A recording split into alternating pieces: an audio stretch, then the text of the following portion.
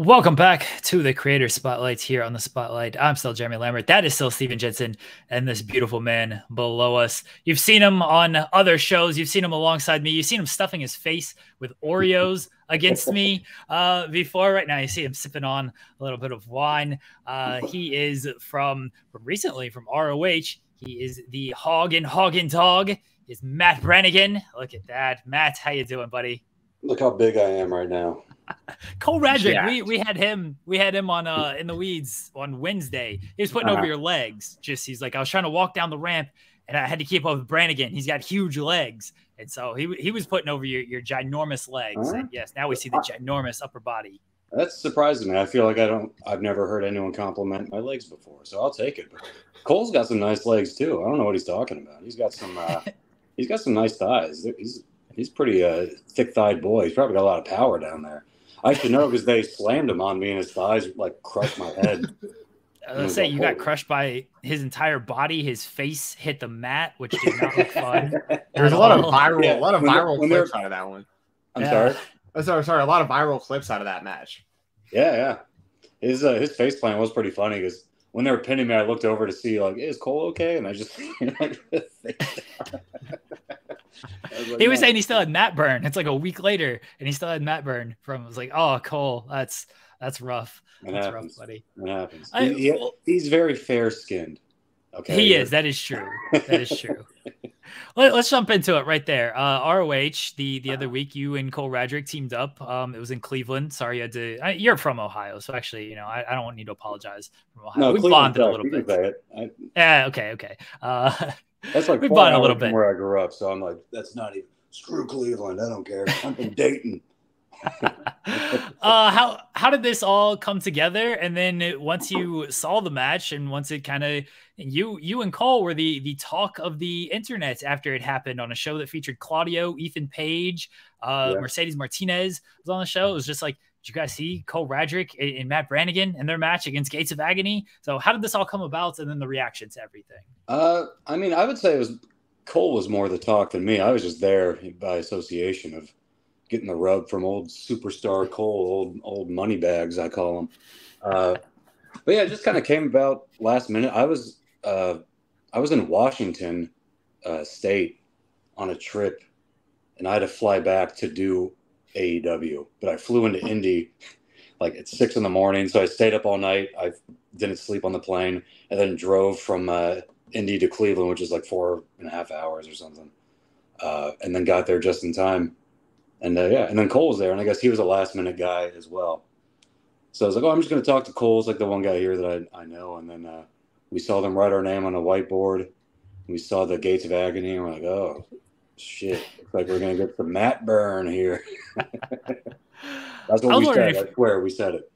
I was wondering if you drove with Cole, because he told us that he had to drive from Indy to Cleveland, and then Cleveland back to Indy, and then he had to catch an early flight to go to New York. Man. Like, I wanted to just tweet like, hey, who's doing extra work at AEW? And can anyone ride? And since it's in another state, I'm like, well, I don't know if anyone from this area will do it. I don't know how to navigate finding someone to carpool with. And then I was like, well, that would have been nice. It would have helped me. I was like falling asleep on that drive home.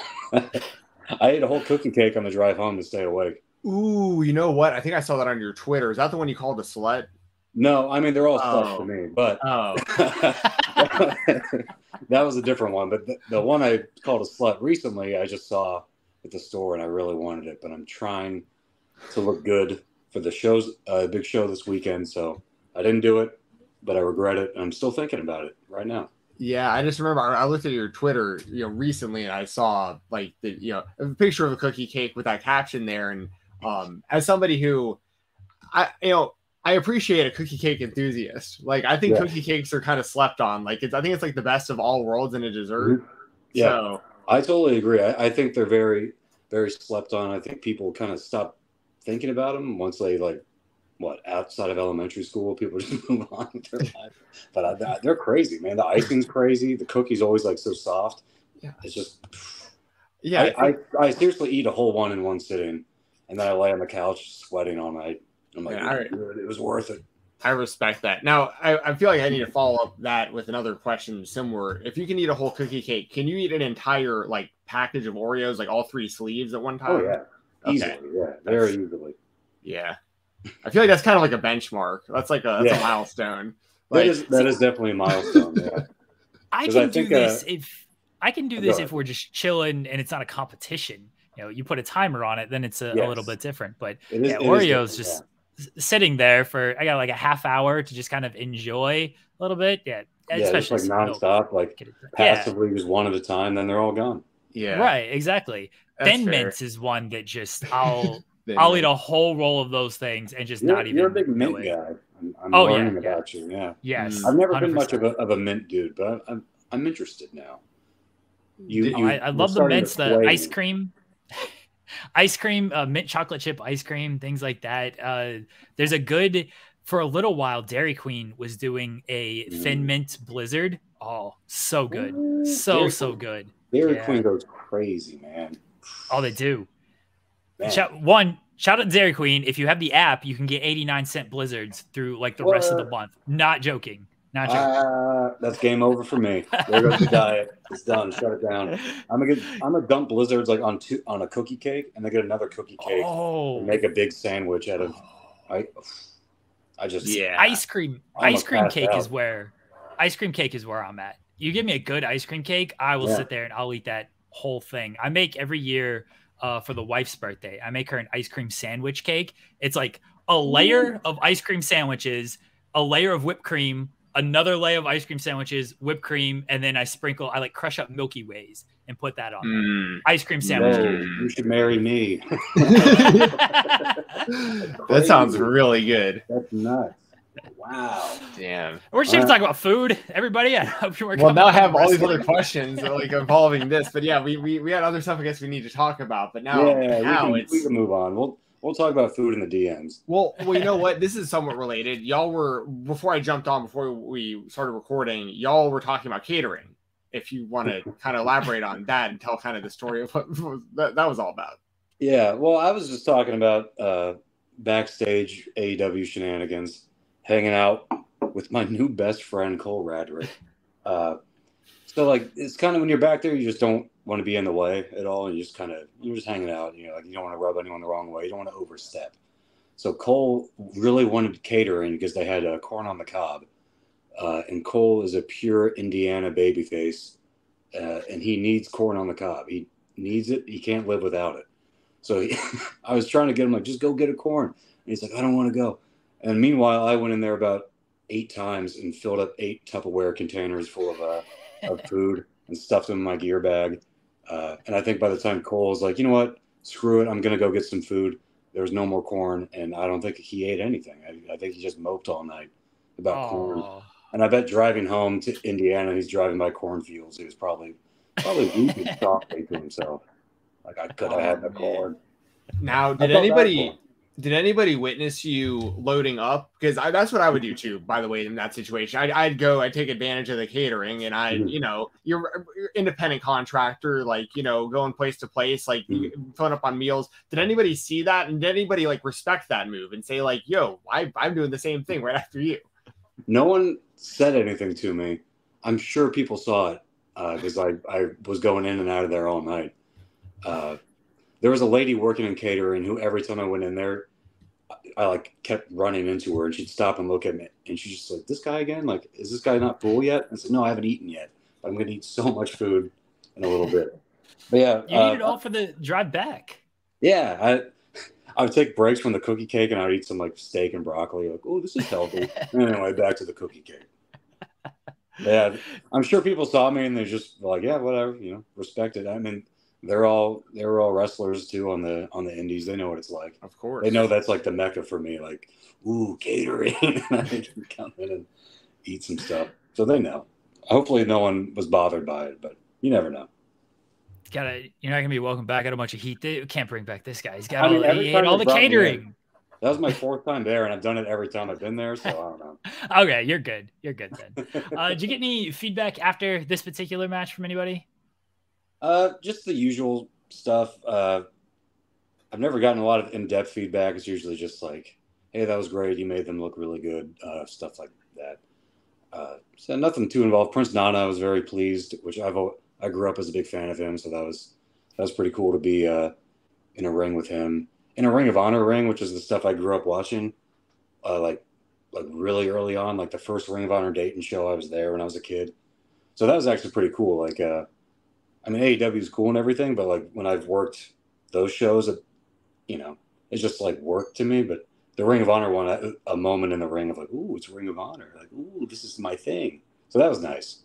But yeah, Prince Nana was cool. He was, everyone was cool. Yeah. Do you have any like memories from the first event that you attended for Ring of Honor, like any like wrestlers or matches that you remember like standing out from when you went there live?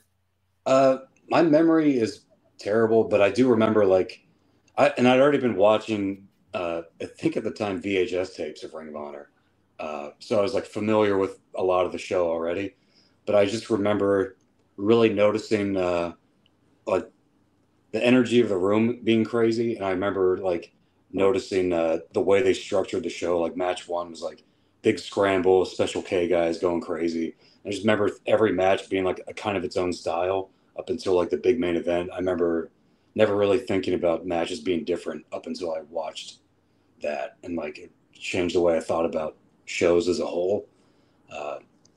But I think Hernandez might have been on that show, and I think he dove into the crowd. And I remember like being like, "They're in the crowd. This is crazy." But yeah, I don't remember too much. I just remember freaking out for Special K. It just like those big scrambles and like diving in the crowd, and just like them talking to the crowd was pretty cool to me. Like I had been going to indies before that, but really just hearing just what the indies are, just how intimate it is because you just watch WWE and you kind of forget how up close that stuff is, which is why I love indie wrestling, is the intimacy of it. And you can just like talk to one person in the crowd directly if you want to. So like just all that stuff was really what stuck out to me at the time when I was like 10 years old or however old I was. It's wild because like you mentioned the VHS tapes, and I know like early Ring of Honor would have had a mixture of VHS and DVD, and I remember they were a real game changer at the time because they did the internet pay-per-views like before hardly any other companies were. Like back when I was in college, I remember like Seth Rollins, or Tyler Black at the time when he had the ROH title, like you could actually watch their pay-per-views live, and me and my buddies, and now like the distribution is so different now from them, where like it's so accessible. There's all these different streaming sites and like even like Twitter and social media and everything so involved. How is that like as like a fan seeing kind of how hard it used to be to even like know about the indie scene, and now it's like so accessible? I mean, I love it. I love that things are easier to find. I guess the detrimental side of it is that there's just so much content that it's just all like almost white noise. It's all just like static. Like, even if you do something like me and Cole in a Ring of Honor and people like that, even though it was mostly Cole, but people like that for like a night. But it's like they just, they move on because there's just so much stuff. So it's like it makes it harder to stick out. And I guess even on a deeper level, I feel like wrestlers do a lot of stupid things to try and stand out on social media, like dangerous and reckless things, which I'm not always, I'm not crazy about that.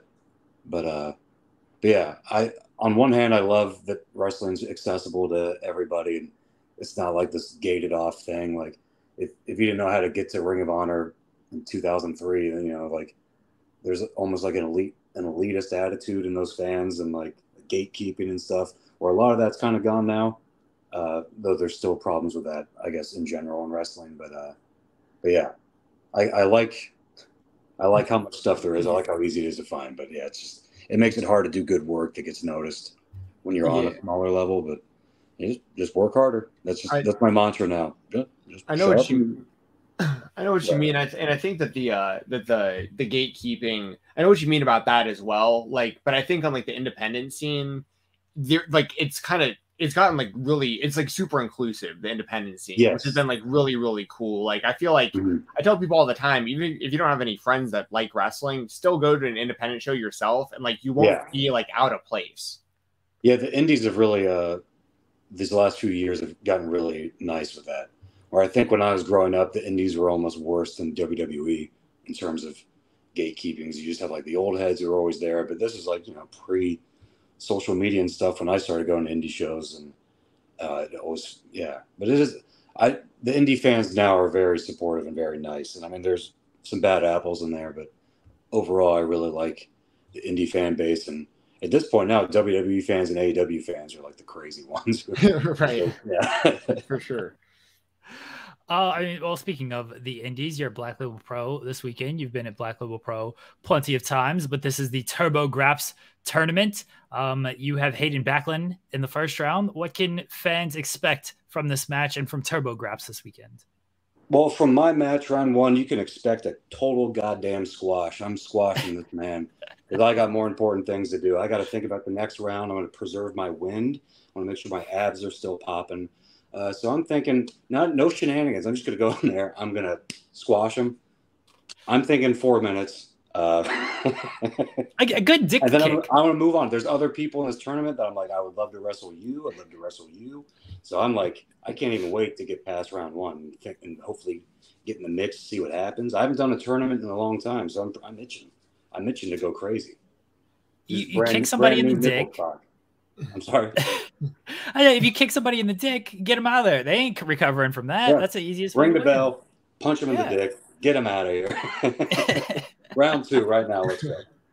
Now, someone in this tournament that's very important. We've mentioned quite a bit here. The Ratty Daddy, Cole Radrick. He is the BLP champion, and he'll be defending that title throughout this tournament. So, how do you feel about that? The potential showdown for the title with Cole. I've never wrestled Cole in any capacity, so I would love to hit him right on his mat burn from Ring of Honor. I'd love to get a corn cob and whack him on the head with it. Take his belt. We're friends now. We hung out all day in Cleveland, but I'll kill him. I'll get 2 corn holders and I'll like put them on the sides of his head.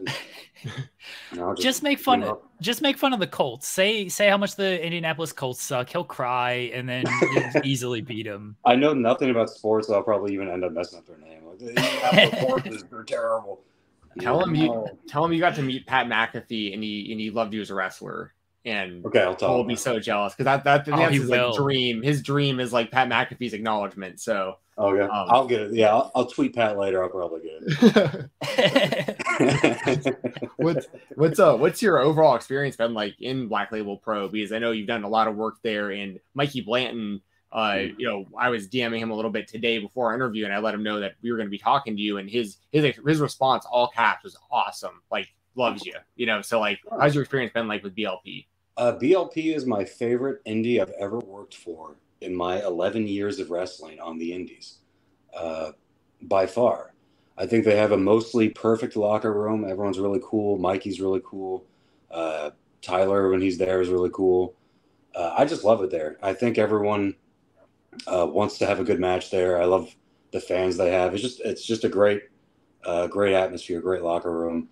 And I really love going there because I know that if I do something really stupid and silly, people will like it. I know if I just go out there and have an actual like good match, which I can actually do, people will like that too. So it's like, it's fun to challenge myself and think about different types of matches because I know it's a good crowd that's always responsive to just anything that's good. You don't have to give them a type of match. So this tournament, I'm already thinking, I'm like, I want to go as deep in this tournament as I can. I could have a different type of match every round. I could be really silly in one, strong style the next. Who knows? Who knows what'll happen? But I can do it all, baby. I've been around. I'm ready to flex on. Look how big I am. Huge. In my rotating chair. You are jacked. I'm fairly jacked. You are jacked, but I gotta say, one of the last times you were in Black Label Pro, you were out jacked by your partner, the Warlord. Well, that's not fair. And you know what? I will say this about Black Label. Here's my only gripe with Black Label. They put me in tag matches with people who are more jacked than me. Megabyte Ronnie's the most jacked dude in the world. Warlord is the second most jacked dude in the world. So why am I got to team up these dudes who are like 6'4", jacked? It's like, come on, man. I'm trying to look big here. What are you doing to me? You're killing me. But yeah, what was it like teaming? The coolest dude. Oh, he was awesome, man. The Warlord was so cool, and like having like me, I showed him the promo I did. And I was like, I had to explain to him what Wordle was because I did the Wordle promo thing. And he goes, okay, cool. And then I wanted to do the follow-up promo. Like, okay, now you and me play Wordle and you say flexi, but it will be the word this time. And then we filmed the promo, and he just couldn't get it right. He kept saying, "Wait, the word I choose is Wordle." I'm like, "No, that's the name of the game." It would be like 6 takes, but yeah, he was such a nice dude. I wasn't sure what to expect, and he was really cool. And having to tell him about my purple nurple spot and like show him the choreography of the nurple circle, as I call it, where everyone is grabbing the person next to them, and it was great. And also, I think one of my favorite wrestling things I've ever seen was Warlord coming up when we're all locked up in that big purple nurple chain. And he needs to break it and get in and grab our nipples. And he does the most 80s double axe handle, like fake, stupid double axe handle, like break. And I almost like cried laughing the moment it happened in the ring. I like that's the funniest thing I've ever seen. I wish I thought of it. So lately I've been doing like the classic 80s double axe handle as a homage to Warlord for being a really cool dude. I'm glad you had a good experience with Warlord. You never know when these you never know the veterans come back to the independent scene, how they're gonna. I know like Too Cold Scorpio seems like he's fantastic. He's cool. I think Mikey's really good at weeding out like the dicks and the assholes, and I don't know if I'm allowed to cuss, but you can say you're good for sure. Okay, yeah, Mikey's really good about bringing in good people who are like just like good-natured people and like down to hang out and not be, just not be a jerk. So it was dope. I hope to see Warlord again. He's very cool. And until then, I have weird pictures of me with terrible face paint on to reminisce about our weird tag team. Do you have any dream opponents for BLP? Because they'll bring in everybody. Like I remember, like years ago, I think I discovered the promotion when they booked like Ming and the Barbarian, and I like hit up Mikey and I was like, "Dude, is this for real?" Because I'm like, I need to find out where you watch this. And it was on IWTV at the time, and I remember tuning in. Dream opponent. I mean, I am dying to wrestle Scotty 2 Hotty. Nice. And it almost happened at this place called New Wave Pro. Which when I was on here months ago plugging that Nick Aldis match, that never happened because they shut down, which is unfortunate. But originally it was Scotty 2 Hotty, and then he fell through for whatever. But I've been dying to wrestle him since I started. But really with BLP, they have enough great people there that I've never worked with, where they wouldn't need to bring like a new person, like Cole Radrick I've never wrestled. Kevin Blackwood I've never wrestled, and I think that'd be a really good balance. I think the story there is easy, of no nonsense and lots of nonsense, and then coming in the middle and having just beating the shit out of each other. Those are like the two I can think of off the top of my head. But like they got Puff. I would love to wrestle Puff. Really, everyone there is good. Like any singles match, especially if you can give me 15 to 20 minutes, I'll give you something nice. Lately, I've just been wrestling Trevor Outlaw, that sack of shit. It's his birthday today. He can go to hell. He wears a fake beard. I know it. But aside from that, everyone there, they're great. And I would love to wrestle anyone there. Sorry, go ahead, Jeremy. Oh, I was just saying, hopefully you get a couple of these names in the tournament this weekend. That'd be nice. I know Cole's in it. Who else is in the tournament that I'd like to wrestle? Tom. I would love to wrestle Tom Lawler. I think that'd be really great juxtaposition as well. And Sonny Kiss, incredible athlete. That'd be dope. The whole tournament's stacked. I feel very, very lucky to be a part of it. And I'm going to show up very sweaty, very aggressive, very willing to do a lot of moves, more moves than I probably should, because I want to pop. And I want people to be like, oh, this guy is a lot more than a beautiful, buff nipple master. So hey, speaking of Sonny, like that's who's first up for Cole. So Sonny could become the BLP champion in the first round. He may wind up going head to head. Have you ever wrestled Joshua Bishop? No, I have not. That's another one. That'd be Thank you for bringing him up, big boy. Yeah. I would love to wrestle Bishop. Yeah, I'd love to see that. Another big guy that you touched on as being a big guy is Megabyte Ronnie, your friend, your partner. What would you like to say about him? Because he's a guy we got to interview a while back, and I'm actually, no joke, you can't see it because it's off screen, but I have an actual shrine to Joey Chestnut. I've met him multiple times. I have pictures, signed Funko Pops of hot dogs that he signed for me, a whole bunch. I've sent Jeremy an autograph for him before. Love Joey Chestnut. He's my guy. Yeah, so thank you, Jeremy, for holding on to that. Yeah, I got him. That was from a grand opening at a hot chicken place, and I got him to sign for him. That's awesome. And anyway, so I really respect that Ronnie gets up there and does the 4th of July. Oh, yeah. I mean, that's such a people like kind of tongue in cheek joke about that, but that's real deal, like almost impossible to achieve something like that. So can you speak to Ronnie, and also do you have any aspirations along those lines of like doing something like that? Well, I will just say about Ronnie. Ronnie's like not only like one of my best friends in real life, but he's like my favorite person I've ever met in wrestling by far. Ronnie's the man. He's just like the coolest dude, and he works so hard, man. Like, yeah, like you're saying, the competitive eating stuff is no joke, and he goes really hard at it, man. And then on top of that, he's still just like, he's just buff, you know, like he hits the gym, and like he's just like, his work ethic's crazy. He's in school, he works, he just does everything, man. Like, he's always making content. He makes me feel really lazy, like how much he can do. But he's a veteran as well. Very small and weak because he's jacked. Yeah. But yeah, Ronnie rules, man. Like, I'm really hoping he gets some. I know he's like, he had the back issues. I think he's really hoping that he'll be able to come back next year. We have no idea, but it'd be really nice just to have an excuse to hang out with him again. We live too far apart, but it was great when we were able to hang out and make stupid promos, and yeah, he's just a great dude. I have nothing else to really say other than he's the best. Yeah. That's great to hear. And the other kind of part of that is like, because obviously, I mean, you like to eat whole cookie cakes, and you know these are considered to be like, you know, I watch a lot of YouTube channels of people just eating volumes of food. They might not even necessarily compete. It's just fascinating to see some of these guys do their thing. Do you have aspirations in just like the world of just eating a lot of food and getting like kind of clout in that scene, or like more competitive eating or that kind of stuff? I think my whole life I've had a passing fancy, because I've been able to put down a lot of food my whole life. But I know people probably say this to Ronnie all the time, like, oh, I can eat a whole pizza. And it's like, well, it's not the same. So I know that there's a lot more to it. But I would, I don't know, I would love, and me and Ronnie have talked about this a little bit, I would be down to do like a food challenge with Ronnie sometime. And really just to get the side-by-side of like a pro and like a guy who thinks he can eat a lot. Just see what the results would be.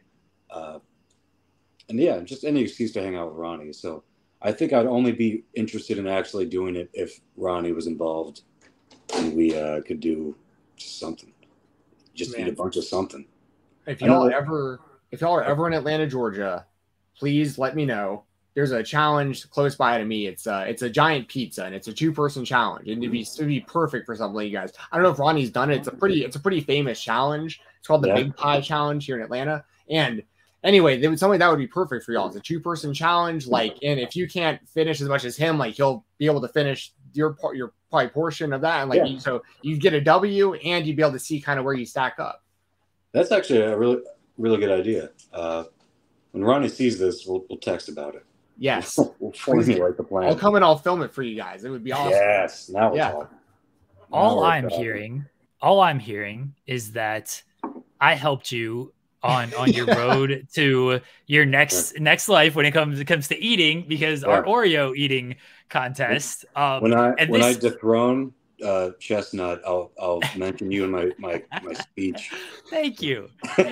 But no, we talked a little bit about it after like we did the contest of like, this is way more difficult than anybody will ever admit. Because you're right, I'm sure people do go up to Ronnie, and he said this of like, oh yeah, I can eat this and this. Like, yeah, I'm sure you can, but like when you're actually doing this competition, and we talked about it earlier, yeah, I can in one sitting eat a whole thing of Oreos in like half hour or something, just casually doing it. When you're like doing this competition, it's so much more difficult. I did not know what I was getting myself in for. I just wanted to do something silly with first Ronnie, and then we got you on board, which was fantastic and a lot of fun with it. But like you just don't know how difficult it is until you're like actually doing something like that. And I'm not a person who eats a whole lot anyways, people can maybe tell, but it is so difficult. And I will praise Ronnie real quickly. I think I mentioned this in our little group chat afterwards, but like Ronnie added so much to like what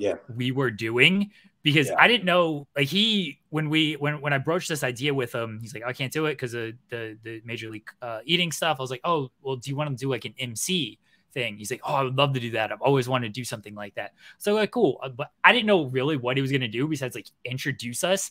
If he wasn't there and like giving commentary of being like, oh, Jeremy shouldn't have done that, shouldn't have taken that milk sip there because like that's going to slow him down. Oh, Matt, he's got good form here. Like he's doing commentary throughout. Like if he's not there doing that, it's just two dorks just eating cookies on screen. And like it doesn't look good. It doesn't sound good at all. Yeah, not at all. Ronnie added so much to that though. He made it really dynamic. And then in the actual, I laughed a lot, but I was laughing because of the commentary. I'm like, it was like a good laugh. Like, wow, this is great. Like, this is way better than I thought it was going to be. And then he would point out like, Matt's laughing. He needs to focus on you. Yeah. I got so much feedback from people who just watch the content and they're like, oh, Ronnie was so good. He added so much to this. I was like, even like in the moment, I could tell he was adding, and that's why I was laughing so much. It's like, oh, this is hilarious. He's the best, man. Like he's really like, I know he's not wrestling right now, but in my opinion, I think he's just like the complete package, like more so than anybody on the indies of like size and charisma and like his talking and his work, like and like how fast he's improved with how many matches he's had. He's just like, he's incredible. He's probably my favorite wrestler on the indies. And I was lucky enough to like when we tagged, I could just watch him do stuff. And then you watch some of those matches back, you see me reacting to his offense and like are genuine, like that's really good, that's really cool. that looked really good, that looked painful. And so I'm glad I don't have to wrestle him. I'm glad he's my friend. He's tossing people. Yeah, he's awesome, man. He's my favorite. We hope the best for Ronnie. It was good that he was able to do the hot dog eating contest this year. Yeah. I know that he didn't have the performance that he was hoping to have, but we didn't think he was going to. Like, I'm super proud of him. I know he wanted to do more. He's a perfectionist, but he killed it. He always kills it. In my opinion, in my not so humble opinion, he's the best. Well, I'm going to vouch even more for this because, to be fair, this past year, as y'all will remember, it got delayed because of the weather. So like their appetite like peak and stuff was different. Like they had to reheat the hot dogs. It even comes down to the temperature of the water because you want it to be as close to your body temperature as possible. So you know, man, you weren't kidding around about being a big chestnut fan. Oh, dude, you know, when Ronnie tells me this stuff, I'm like, that's crazy. I never would have thought of it. You already know all about it. So, well, but you also don't expect intangibles. Like a couple years ago, Chestnut had to choke out a dude mid competition too, if y'all remember. I mean, a guy ran up on the stage, and you had to put him in a chokehold, throw him down on the ground, then go back to the hot dogs, and it's like, I mean, this stuff is legend. I do. I forgot. Yeah. But I'm gonna give Ronnie even more credit there. Like, I know if he feels like he didn't have the performance he was looking for, it's just great that they even got the competition, that they did it after the delay, and for him to even make the stage is like I said, almost impossible. So yeah. He killed it. Like you were saying, until you like do that stuff, people don't realize how hard it is. Me and Jeremy on such a low level appreciate the difficulty of it, of just a casual Oreo contest for 3 minutes on. 100%. I enjoyed it. I watched it. It's crazy how hard it is. Yes. Next year we're going to do fries. We've discussed this a little bit. We're trying to get Cole in on this to do fries. I'm saying corn on the cob. That's how you get Cole. You get corn on the cob. It's tough. He'll eat the cob. He'll eat everything. That seems so tough to do corn on the cob. I know, right? That sounds awful. Yeah, that doesn't even sound fun. Like, at least Oreos, it sounded fun. And it'd be fun to watch though for the audience. It would be fun to watch. Yeah. The difficulty of it. Yeah. Remember that old Looney Tunes where they're eating corn on the cob and it's like the typewriter sound? Yeah. That's what I'm picturing. It's not bad. I'd watch that. What do you? Oh, you've gone from wine to what? I ran out of wine. That's a Diet Pepsi. Okay, I was just sitting here. I'm like, I can't go get more wine. This is what I have. Matt, as we start to wind down a little bit, just a general question of future goals in wrestling. What are you hoping to accomplish? I want to be rich. Hey, that's a good goal. Yeah. I don't know. I would like a body of work that that doesn't upset me. I feel right now I'm doing some of my best work when so these last few years I've felt pretty pleased with most of my matches. I don't know. I would like to get. I never really wanted to get signed up until like probably last year. Now I feel like I kind of do. But I don't know. I just would like bigger opportunities just to see if I can rise up to the challenges that come with them. Not necessarily for any sort of like fame or anything, but just to test how good I am at wrestling, because I like to think that I'm pretty good at it. So I'd like to keep just leveling it up, and I'm not really interested in leveling out and plateauing. So yeah, just either like higher caliber opponents or just like different promotions, different countries, things like that, where I could really, test myself, because I'm okay. I'm solid. Oh, you're great. And look how big I am.